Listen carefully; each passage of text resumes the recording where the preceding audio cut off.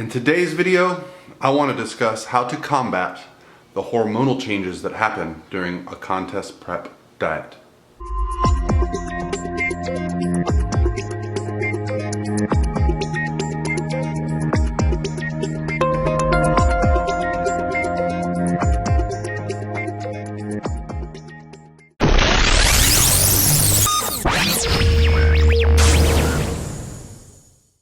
Hey guys, what's going on? This is Paul Revelia from ProPhysique.com, and I want to do a second question and answer video. Yesterday I posted a thing on Facebook and I said, hey, if anybody has any questions they would like me to answer, and I got a really large response of good questions. So when I did the first video yesterday, my intention was to answer a few questions in that video. But since these topics can be a little bit more in depth, I figure I'll just discuss one video topic a day for this whole week and see if I can't knock out some of these great questions and get the feedback that I feel everybody deserves. So this question comes from a client of mine named Justin Klotz, and he wanted to know specifically what you can do to combat the hormonal changes during contest prep and how to deal with things like mood swings, low energy, low sex drive, changes in hunger. So first, let's define what these changes are. Anyone who's ever gone through a diet to lose body fat, you notice things start to change as you get leaner and as you lose more body fat. Hormones are in place to protect your body from starving to death. And so what happens is some of these become elevated during a long diet phase. Now, everyone's familiar with hunger. You assume at this point that you're going to be hungry when you take food away and increase activity levels. That's just the normal part of the process. People can accept that. But there's certain things that people don't understand as they're happening. And I think the most common for athletes who get into contest shape is going to be the changes in mood, changes in energy level throughout the day, and then also the change in sex drive. So my buddy Eric Helms put it very well when he was talking about sex drive. Everybody's body fat has a certain level that once it gets below, things start to change, and one of those things is sex drive. Now, from an evolutionary perspective, as Eric likes to talk about, it would not behoove your species or us to reproduce at a time when there is not enough food available. So what happens is our sex drive is diminished. Now, during a long contest prep phase, this is exactly what happens. We take our body fat levels very low, well below what would be considered healthy. And for anyone who is trying to decide if doing a competition is right for them, if your number one goal is let's do what's right and let's do what's healthy for my body, if you're planning to get truly stage lean, it's not going to be the healthiest thing, okay? I can tell you from experience, multiple contest preps myself and working with clients that compete at a very high level, that contest prep, it's not going to be easy, it's not going to be fun, and to get through it, it's going to require some pain and some effort.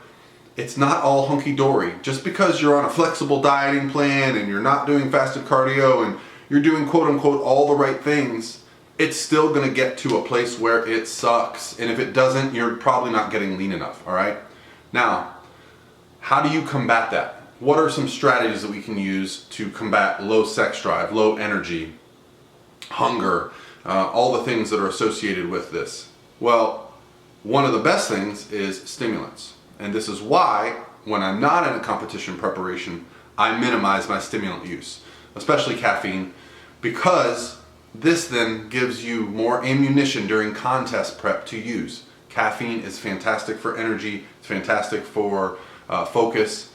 There's some other stimulants out there that can give you the same benefit. So stimulants as a whole are going to be your friend during contest prep. So save them if you can. That's one of the best strategies that I can offer.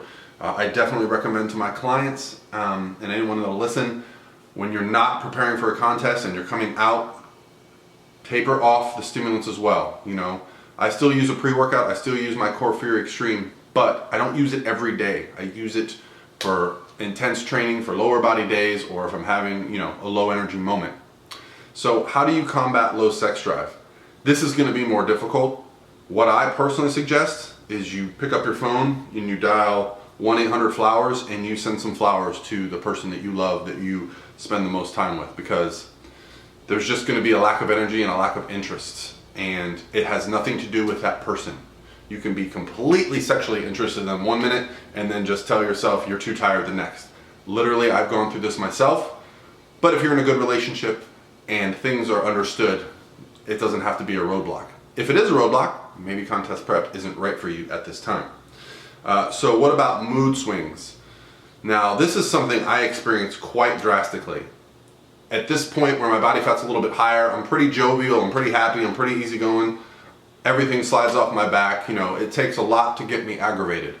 When I get close to stage body fat, I can get aggravated very quickly. And once again, 1-800-FLOWERS is your friend. Do whatever it takes, because those around you are going to be the ones that you snap at the most, and it might not even be for a specific reason. It might just be because you're a low energy day, you got asked a question, you didn't like the way it was asked.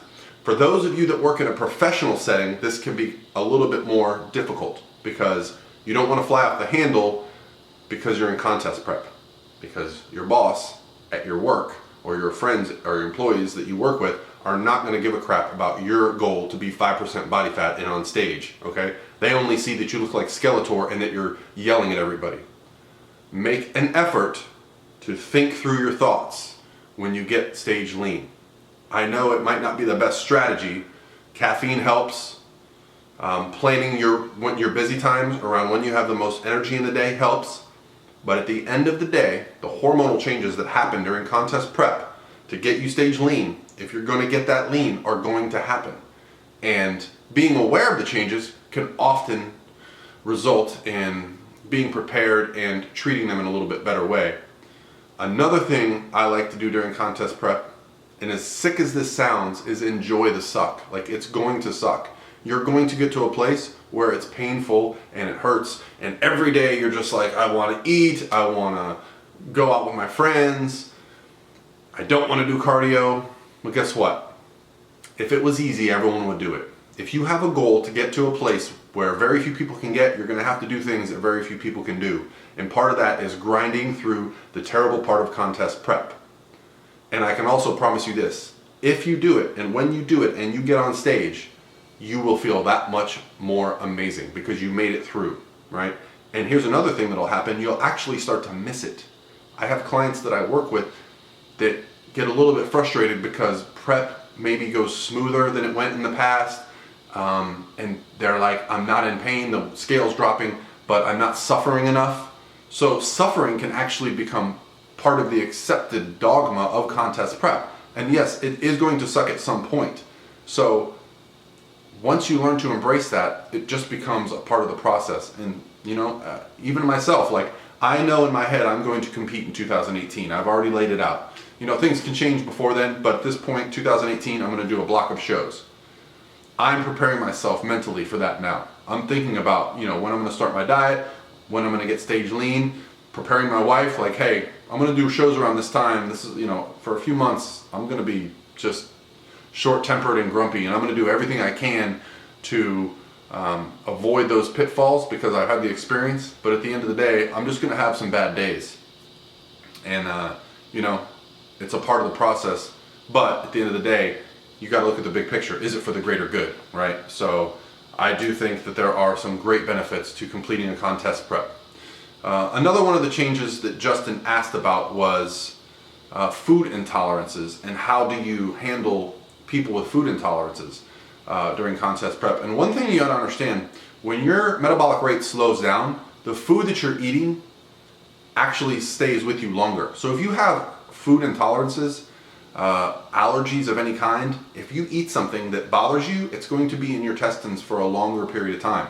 So those who are really close to stage lean, metabolic rate has adapted, that food will sit there for a longer period of time.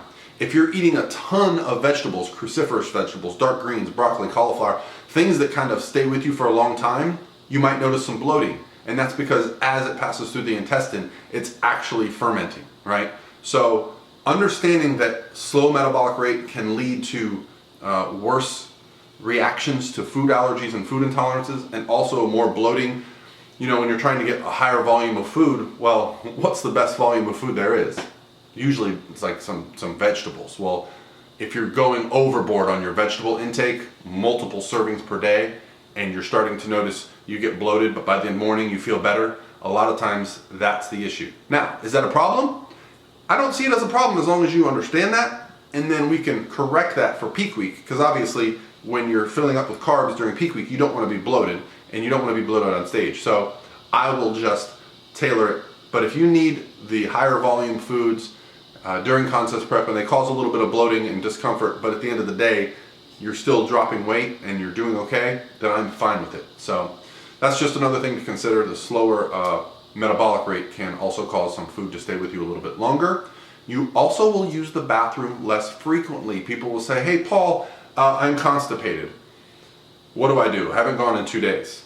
I got news for you. If you're on low calories and high activity and a slower metabolism, your body is evil because it doesn't want you to lose body fat at this point. It wants you to survive, so the food stays with you longer. It extracts more calories out of the same amount of food. The metabolism becomes more efficient, which sounds like a good thing, and it is good for survival, but for us idiots that want to get on stage at 5% body fat or under, we're not interested in an efficient metabolism. So these things change, so you might use the bathroom less frequently. Every second or third day is not uncommon. It doesn't mean you're constipated. Constipated would be if you're in pain or discomfort. So guys, hopefully that wasn't too long-winded. These are some of the changes that are going to happen during contest prep. Embrace the suck. If you truly want to get stage lean, you know, I have the benefit of working with some amazing athletes, and you know, at the end of contest prep, that's when I have to have discussions with people, because we're putting them on very low calories, we're putting them on more activity, we're grinding through a point where most people don't want to be.